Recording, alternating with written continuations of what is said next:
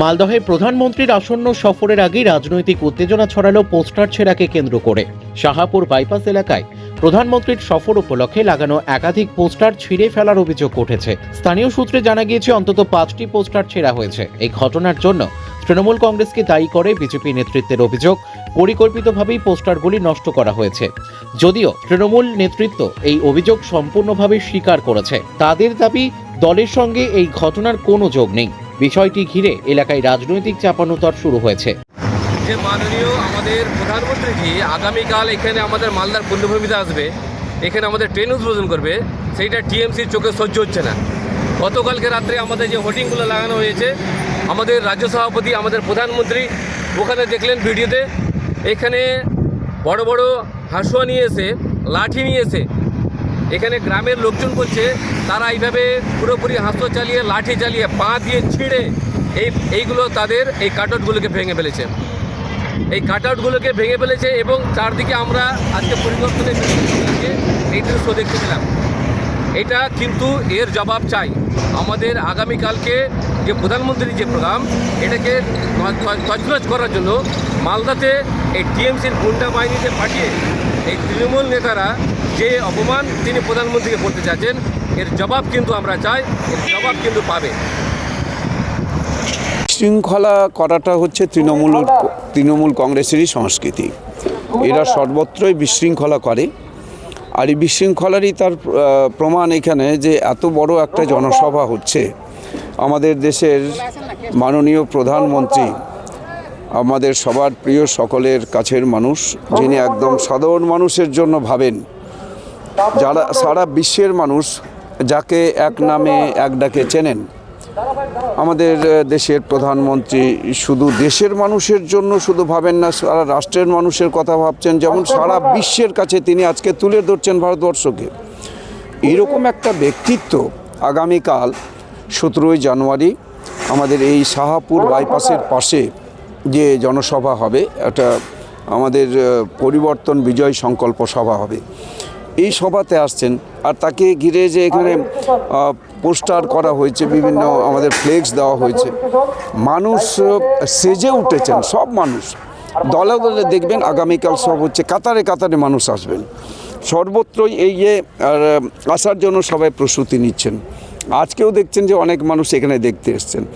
তো এই সময়তে ওই যে ফ্লেক্স ছিঁড়ে দেওয়া, পোস্টারকে ভেঙে দেওয়া, এগুলো তৃণমূল কংগ্রেসের এই যে একটা হচ্ছে যে অপসংস্কৃতি, তৃণমূল কংগ্রেসের যে আজকে এই যে ধ্বংসলীলা।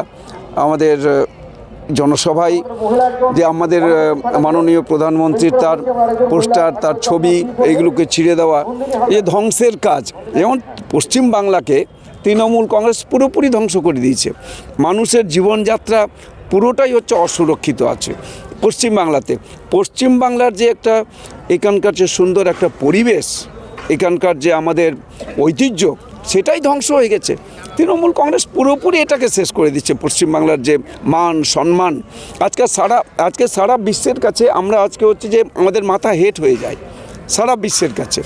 যেভাবে আজকে যে তৃণমূল কংগ্রেসের নেত্রী, আমাদের রাজ্যের মাননীয় মুখ্যমন্ত্রী, তিনি ইডি একটা হচ্ছে যে তাদের যে কাজ করতে গেছেন, ইডি একটা এখানকার ওই কর্পোরেট সেক্টরে তারা সেখানে গেছেন, তদন্ত করছেন, সেখানে বাধা দিচ্ছেন এবং এখানকার পুলিশকে নিয়ে গিয়ে বাধা দিচ্ছেন। ওখান থেকে ফাইল ছিনতাই করে নিয়ে চলে আসছেন, ডাকাতি করছেন।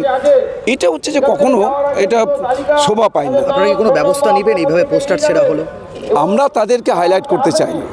আমরা এটুকু চাই, ওরা যারা এগুলো করছে, মানুষের মন থেকে মোদিজিকে মুছে ফেলতে পারবে না, মানুষের মন থেকে ভারতীয় জনতা পার্টিকে মুছে ফেলতে পারবে না। ভারতীয় জনতা পার্টি যে কাজটা করছে মানুষের জন্য করছে, এবং পশ্চিমবাংলায় যে তৃণমূল কংগ্রেসের যে জঙ্গলের রাজ, এই তৃণমূল কংগ্রেসের জঙ্গলের রাজ অচিরেই নির্মূল হয়ে যাবে, শেষ হয়ে যাবে। এবং আমরা পশ্চিমবাংলায় যে হবে, সব মানুষ তারা সংকল্প নিয়েছেন, আমরা এখানে শান্তি চাই, যে বাঁচতে চাই, তাই তারা বলছেন বাঁচতে চায় বিজেপি, তাই এরা বলছেন 2026-এ নির্বাচন, তৃণমূল কংগ্রেসের তার বিসর্জন। পশ্চিমবাংলায় 2026-এর বিধানসভা নির্বাচন, তৃণমূল কংগ্রেসের বিসর্জন, এবং পশ্চিমবাংলাতে সোনার বাংলা হবে এবং আমাদের দেশের স্বরাষ্ট্রমন্ত্রী মাননীয় অমিত শাহজি এবং আমাদের দেশের প্রধানমন্ত্রী নরেন্দ্র মোদীজির নেতৃত্বে এখানে সরকার হবে বিজেপির সরকার। আপনারা বলছেন যে শাহপুর অঞ্চলে কেউ মোদিজির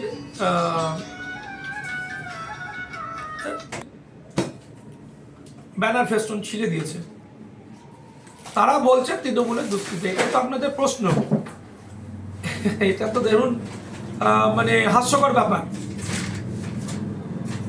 শাহপুর অঞ্চলে গত বিধানসভা ভোটে আপনারা দেখেছেন বিজেপির ক্যান্ডিডেটের উপরে হামলা হয়, বলল তৃণমূল দুষ্কৃতীরা করেছে। পরবর্তীতে দেখা গেল তাদের দলের অন্তর্ধান হয়ে গেছে। আবার এখানে দেখুন, ওই যে ওখানে একটি আছে ওদের ওই বিজেপি করে ছেলেটি, কি মণ্ডল, ও এগুলো ভালো বলতে পারবে। ওর কাছে আপনারা যদি যান তাহলে জানতে পারবেন যে কে ভেঙেছে। বিজেপির অন্তর্দ্বন্দ্ব দোষ আমাদের ঘাড়ে চাপাবেন না। তৃণমূলের ছেলে মেয়েদের অনেক কাজ, তারা এখন এসব ফালতু কাজে সময় দেবে না। আমাদের দলের প্রচার চলছে, পথের পাঁচালী, তারপরে এসআইআর ঘটনা, আমরা এসআইআর নিয়ে ব্যস্ত। এর মধ্যে আপনারা জানেন যে যেখানে মোদিজি আসছেন তার থেকে 2000 মিটার দূরে কামঞ্চ গ্রামে একজন বধূ বিষ খেয়ে মারা গিয়েছেন, সুসাইড করেছেন। আমরা এগুলো নিয়ে ব্যস্ত যে তাদের পরিবারের পাশে দাঁড়ানো।